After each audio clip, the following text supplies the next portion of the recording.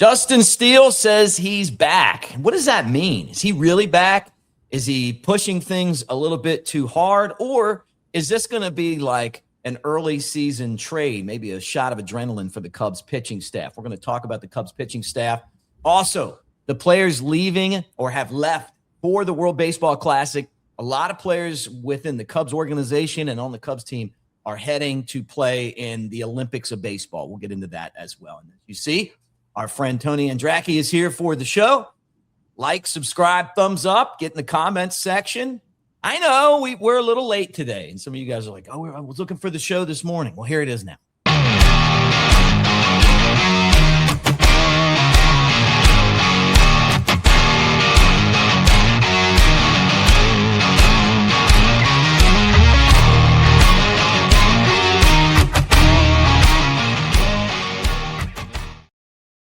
What do you say, everybody? With Tony Andracki, I'm Nick Gillespie. Let me remind you, Beer Money with Jody Davis airs every Sunday, so you better check that show out. Good to see you, Tony. Let's get right into it. Yeah. Let me start with the comments made by Justin Steele as far as doctor's orders. He's cleared me. Full go-ahead as far as baseball activities, no restrictions. We saw him throwing, right? He's had this arduous off-season routine, and now there's no restrictions. What does that mean? And when do you think he's going to be back? The second part is the big question. I don't think he knows. I don't think the Cubs know. And I think they're going to be conservative for what you said, just a minute ago, is that like it's going to be a shot in the arm. It's going to be like a mid-season trade acquisition to get Justin Steele, who was he finished second or third in Cy Young voting a couple years ago. I mean, to get a guy who was and like he's a clear ace caliber pitcher, to get him back is going to be huge. So I think what it means, first off, is like it means the world, and it's exactly kind of the timeline-ish that you were expecting from Steele, given that he had surgery, about 11 months ago, and the type of surgery was like, this is really good news. This means that everything is progressing, as expected. There's no setbacks, which is fantastic. And I think for him, he's chomping at the bit to get out there, understandably so. When he comes back, I mean, I still would be pretty surprised if we see him before June. I think, even if he's a full go right now and, full send off a bullpen mound, and it's early March here or late February whenever that last bullpen was that he threw that we saw, like, I still think they're just going to give it time, and they're going to give him, March and April maybe to like fully heal up and then, really kind of ramp things up in the minor league rehab assignment in May, and then kind of come back around late May, early June and go from there. Because the other thing that I find myself forgetting about sometimes, and I think is important to remember, is like, what's his workload going to be like? You're not going to throw him 180 innings this year. So if he comes back June 1st, say, or somewhere around there, and then you don't feel like you have to like taper back his workload like you had to do with Cade Horton last year, or Matthew Boyd even at times, or some of these other guys, if you just have this full, ramp up period and like, send him out there as often as you can, I think June 1st sounds about right. You can get to that 120-ish inning mark. To me, that makes the most sense. Whereas like, I don't want to rush him back and I don't want to bring him back and then say that like, you give him the All-Star break and he doesn't pitch for 10 days like Matthew Boyd did last year, or you're like, hey, we're going to skip your turn in the rotation, or we're going to do this. We're only going to have you throw 65, 75 pitches and you're going to come out even if you're cruising. Like, we don't want to worry about that in September. Like, have him come back, have him like 100% full go.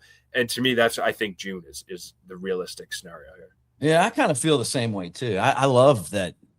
First off, I love Justin Steele. I'm just tell you guys that, and you know this. He's a great dude. He's awesome. Really down to earth guy. Like, loves the game of baseball. He's still a kid playing a kid's game, and not all the players are like that. And he'll never change. I love that about him. And then, how motivated he is to get back. Like, not everyone's like that. Like, where they're saying to themselves, hey, I want to get back and help this team.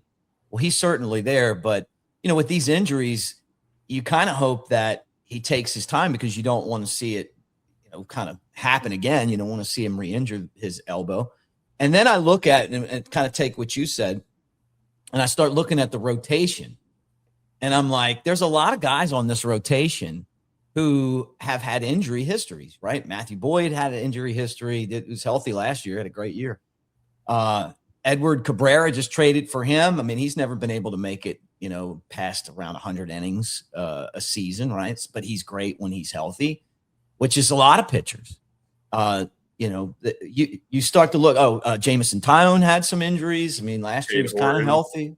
Cade Horton has had an injury-plagued career, even back to college. But when he's healthy, he's as good as it is, right? He's as good as the Cubs have gotten. Schoth is the only guy I would say that, and maybe not injuries, but then he was injured last year, and it was like the reason his velocity was down. Yeah, he's missed a month basically each year, because he missed some time a couple years ago too. So yeah, I know it's not ideal. So when you look at this staff, though, say everybody comes back healthy, and I say that from spring training, and we're not dealing with injuries. Do you think that they could go to a 6-man rotation? It's been a pretty hot topic of conversation, and I believe that it's a possibility. Or also throw Colin Ray in that. Yeah, it's interesting. I love talking about 6-man rotation and asking about it, and I think other journalists and media members do. How often do we talk about it, bring it up? Is it discussed on podcasts and sports talk radio and TV shows and everything? And how often does it actually happen? Very rarely. It almost never happens, I feel like, in today's game to have 6-man or 60-man rotations, because the guys are only throwing 5 innings sometimes anyways. It's not like things were in the 90s, early 2000s, where pitchers were going 7-8 innings, pretty regularly. But also it's difficult because I remember, thinking back to times where John Lester and Kyle Hendricks and Jake Arrieta and John Lackey, were here, and it's hey, could the Cubs go to a 6-man rotation to make sure that guys are fresh and healthy? And it's that actually kind of messes them up, because when you talk about an off day in there, then it's 7 days that you're going, not 5-day rotation. It's a 7-day rotation. And they plan and gear their work around that 5 days. On day 1, they do a specific thing. On day 2, maybe they play catch a bit. Day 3, they throw a bullpen. Day 4, they rest and recuperate. Day 5, they pitch, somewhere along those lines, right? There might be an off day in there, but they have geared their entire career based on that. And to get them out of that throws them out of whack, throws the routine. And we hear players talk about routine so much, it's a big deal. So that's, I think, why it doesn't happen often. Now, if you're going to do it, I think for all the reasons you just brought up, is that every pitcher on the team has a question mark about health in the very recent past, whether they can stay healthy or not. When a guy like Steele comes back, I think it can make sense, assuming everybody's healthy, which that might not be the case. Maybe one of the guys ends up getting hurt at some point in the first 2 months. Mm-hmm. But I think for a time, we could see a 6-man rotation, because guys are going to have workload limitations. They're going to do things that the Cubs want to make sure that they're healthy. But also, these guys don't have super long track records. We're not talking about John Lester and John Lackey, who have, thrown 180 to 220 innings every year of their career. Matthew Boyd threw as many innings last year as the previous 3 or 4 years of his career, prior to that, combined. Cade Horton has never had a full year like this. Jamison Tyone has, because of his injuries, and Shota Imanaga as well. They're used to more, the more time off. Shota, coming from Japan, is used to a 6-day rotation anyways. So right. I think it could work. I think that it's kind of outside the box, and it's a rare circumstance of all of these pitchers coming together that I actually think they may go to a 6-man rotation if everybody's healthy. I don't think they're going to do that with Colin Ray and Javier Assad, but I think if those other 5 guys that are going to, presumably break camp in the opening day rotation, and then Steele comes back, if all 6 of those guys are healthy, I think we actually may see it for a period of time. Yeah, I kind of feel like there's those points where you don't have the off days built in. And they are, with their analytics department, are so into knowing exactly how many innings, how many pitches that someone's thrown for fatigue, that I could see them using it when they need it. I can't see them going into the season and going, hey, we're going to, here's 1, here's 2, here's 3, here's 4, here's 5, here's 6. I feel like it'd be more like, we got a doubleheader coming up against the Cardinals. We play 5 straight games going into that. We need an extra guy for that. And then there's not an off day, so we're just going to roll it out. I could see a 6-man rotation being an option for spurts. Yeah. Yeah, I mean, I could see that too, and that's where a guy like Assad actually comes into play. I think he's the only guy in the rotation outside of Cade Horton who has minor league options. And you're not going to send Horton down. As long as Cade Horton is healthy, he's in the big leagues, right? Like, I think he would have to have some pronounced struggles to ever be dreaming about sending him down to AAA. But I think that's where Assad might benefit, is kind of bouncing back and forth between AAA rotation and the big leagues. And he could be this option to help them for a 6-man rotation in spurts, like you said, until Steele gets back, or, to just kind of fill in the gaps if anybody gets hurt. And like, that's the thing, is I think at some point all 5 of the guys in the opening day rotation, then you include Steele even when he comes back, all 6 of those main starting pitchers, like I would be stunned if they all 6 do not go on the IL at some point. You know what I mean? Like, well, that's maybe what they're saying. Right. And, maybe 4 or 5 don't go on the IL at any point this year, but like 1, 2, maybe 3 are gonna need a break at some point. I mean, and that's just also today's game. That's what the Dodgers do. Every starting pitcher for the Dodgers, I think, in the last couple of years has gone on the IL at some point. Like, that's just what they do in today's baseball, is like, anytime there's kind of a minor injury, you want to protect your pitching and keep them healthy long term. You throw them on the IL, you lose 2 weeks, and then you have them come back and, they feel rested and can pitch. And if you have eyes on pitching all the way into the late October, early November, like, you have to think that long-term approach. And I think that's what the Cubs are going to do. I think they might take pages out of the Dodgers book and kind of give some guys some like midseason blows here. What are your thoughts on the Cubs not trading Nico or Matt Shaw? There were a lot of rumors that was a potential for the Cubs to make a deal here. They didn't do it. The Red Sox seem to be pretty interested in both guys, Shaw being from the area and Nico being one of the best players in baseball. I feel like, Tony, had the Cubs traded Nico, we might have revolted, the fan base. Yeah, I would have revolted too. And like, I consider myself like pretty unbiased, but like, I think Nico is not the guy you build teams around, but I think he is essential to winning teams. He's like a glue guy. I mean, he's a winning player in so many different aspects. And, I enjoy covering him. I enjoy talking to him. But I think more than anything, I enjoy watching him play. As just a fan of baseball, he does everything right. He runs the bases well. He plays great defense. He hits with runners in scoring position. He's a clutch player. Mm-hmm. He has a great routine on and off the field. He helps players. He does the intangible things. And, and he does things that helps the team win. And if he only hits 7 homers a year and drives in 60 runs, like, I think that's okay, because you need guys like that. You're not going to have a lineup of 9 guys who hit 25 to 35 homers. Right. And you need guys who can get a base hit down the right field line and can, throw one in the gap and can battle with 2 strikes and throw something out there, go steal a bag or play some Gold Glove defense. And like, yeah, I would have revolted and would have been out here saying that was the stupidest move the Cubs had made in a long time if they traded him away, because I just think that he helps them win. And I think he's starting to get his due. I mean, he actually got like a couple of MVP votes last year. His WAR is always, 4 to 5 range, which is like a really good underrated player.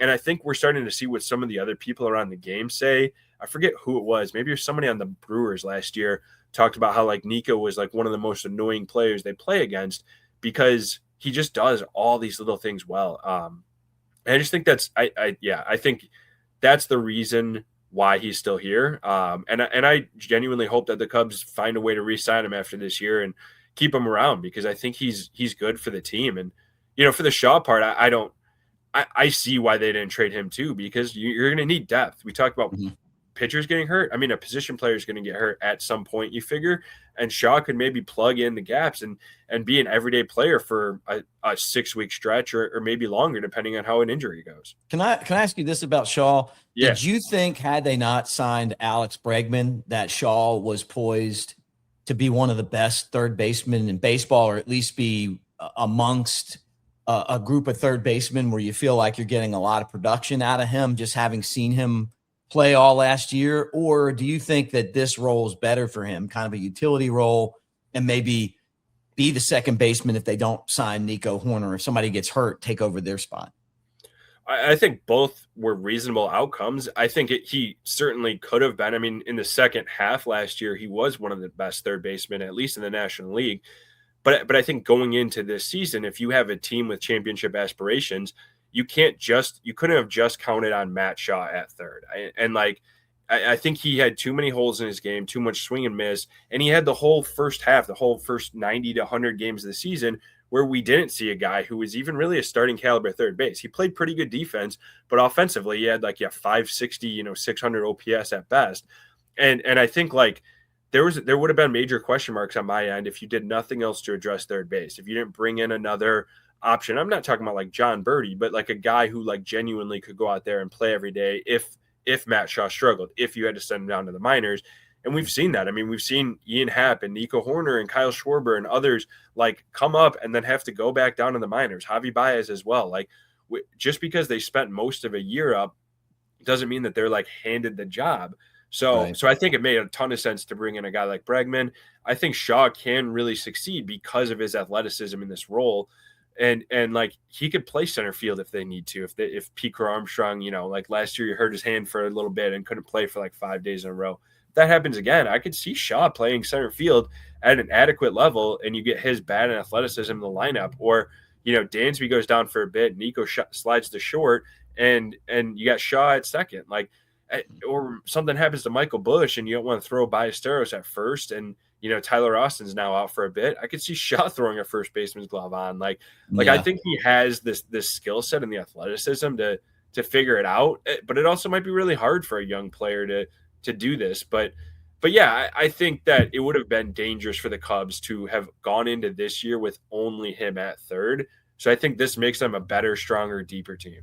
Yeah, I do too. I was surprised that he honestly did as well as he did last year defensively. I thought he was fantastic, really good, ran the bases. He's a smart guy. It didn't seem like the position or playing every day was too tough for him. Now, I felt like there were at-bats where he was overpowered, but then all of a sudden there was a time when he was the best hitter on the team, for a stretch. I mean, it might have only been a month, but it was a month where he came up with a lot of big hits. He made adjustments. So I think the Cubs definitely have something in him. The question to me on his trade status is, if you believe that he's going to turn into something, then you need to keep him. If you don't, then you probably trade him now, because there's an organization out there that probably thinks he's going to be something more than what maybe your internals are. Then you trade him.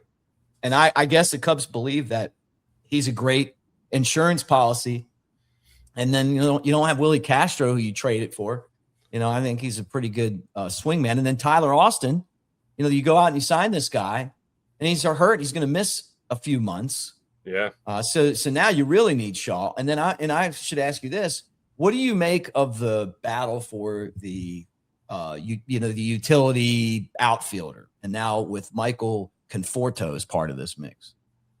I think Conforto was a good signing, and to me, I think he is sort of insurance for Moises Ballesteros. I think kind of the same thing I just said about Shaw. I think Ballesteros showed a lot of promise, and I believe he is a big league hitter, and will show that this year. But again, a team with championship aspirations, you can't count on that, and you can't say that, hey, 450 at bats in the DH spot against right-handed pitchers are going to go to Ballesteros, and that's that. And you can't just have a backup plan in place.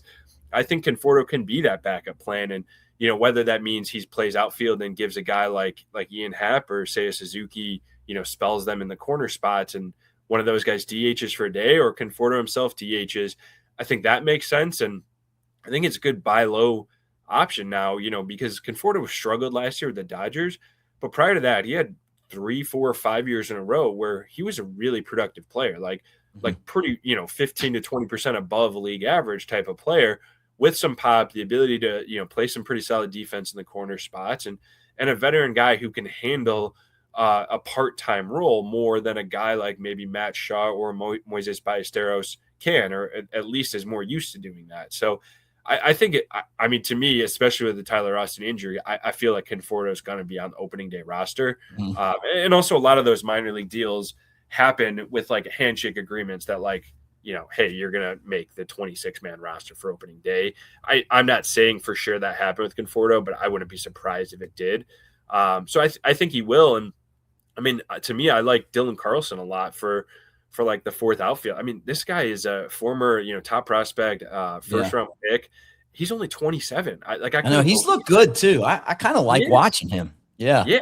He was good. He was good. I liked him with the Cardinals. Like I remember, in like fantasy baseball, I kept drafting him thinking he was going to be a stud. And, he's kind of fallen off the map the last year or two, but like he actually had some like productive years. I mean, a couple war seasons there in St. Louis. And yeah, he has looked good already this spring. And like the fact that he's only 27, like they might find lightning in a bottle with this dude. So, just his versatility, because he could play center field too. So I think both those guys, Conforto and Carlson, end up on the team and kind of sprinkle in the outfield or at DH. And, they figure it out from there. All right, final topic on today's show, and I want to remind you guys that we're brought to you by the Rat Pack. If you guys have not been on there yet, go to Whatnot and check out the Rat Pack. The Rat Pack, like the Rat Pack. What's cool is like, do you collect baseball cards? I do, yeah, and I've started getting into it a little bit more lately here. It's crazy, man. It's like a whole new world over here. It's nuts, yeah. You got to check this out on Whatnot. You can bid on these cards. I was watching the other day. They had a Paul Skeens autograph. They had like basically what they do is they put these cards out there, and then you get the bid on the card. Like they have like a bid, like I don't say every minute, and they open it up, and then you see what's inside the box. It's pretty crazy. Have you done that yet? I have not, no, but yeah, it's kind of nuts how crazy it is. Like when I was just working for NBC for the Olympics, they had Olympic cards like Team USA, nice. And the whole digital team just got like super into them, and so it was like 11 a.m. every morning we would like rip, and so people were ripping USA cards, and like I had like 4 packs of USA cards, and then I was like, man, I gotta buy baseball cards. So there was like a card shop in like the building where NBC's headquarters, and so I got a bunch of Topps cards, and I nice. I opened this really slick looking Aaron Judge one. It's not worth a whole lot, and it's not autographed right now, but it was, I mean, the thrill of it. So like I feel like a kid again. Like I'm kind of like just getting back into it. But yeah, I got to get into this, like buying packs before they're ripped thing. Or maybe I don't. I don't know for sure. No, like, no, you do. Like I mean, it's an investment, man. Yeah, but they're investments. I mean, like you get these cards are, there's a lot of them that are just numbered 1 to 50, 1 to 10. I got one that's a Cal Ripken and Eddie Murray autograph card. They're both Hall of Famers. They were teammates, and it's like numbered to 10. I got number 7 out of 10. It's like. And it's a fantastic card. So I like the Hall of Famers and the autographs, but a lot of the new stuff is where the money is too, when they do all this different stuff. But anyway, we appreciate those guys. We'll be talking more about the Rat Pack on our shows as we move on. All right, last topic of conversation for you before we let you go today is World Baseball Classic. You're talking about the Olympics. The Olympics of baseball is here.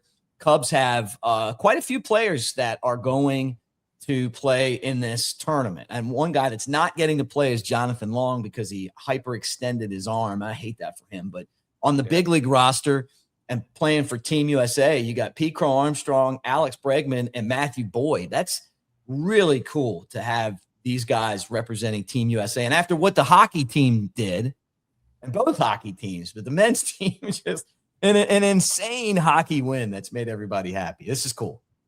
Yeah, it is for sure. I mean, like, I think the WBC is awesome. And I still remember, one of my highlights, I feel like, of my baseball fandom is, watching Mike Trout play and bat against Shohei Ohtani 3 years ago for the WBC. Like that was awesome. And I was like waking up early for those games. And so I'm pretty pumped for this. And you're right, like kind of piggybacking off the Olympic success and glory that we saw. Like, I'm pretty pumped to see how Team USA is. And like, from the Cubs standpoint, yeah, when Bregman and PCA might be in the lineup at the same time, probably will be in the lineup at the same time, and maybe Matthew Boyd is starting that game, like you have a Cubs, end to all of this is pretty cool. And then, you got Seiya playing for Team Japan, and, a couple other guys sprinkled around like Assad and Jameson Tyone, I think, is playing for Canada still, I believe. And like, you got a few things going with a bunch of players. Like I think it's going to be pretty cool for sure.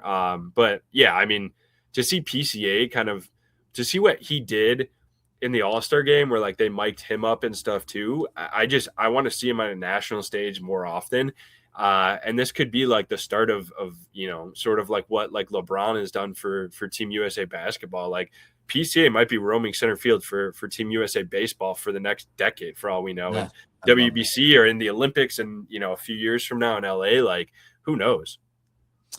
You got PCA, Bregman, Boyd, USA, Seiya's playing for Japan, Jameson Tyone, Canada, Javier Assad, Mexico, Daniel Palencia, Venezuela. Panama's got 2 catchers from the Cubs, Miguel Amaya and Christian Bethancourt.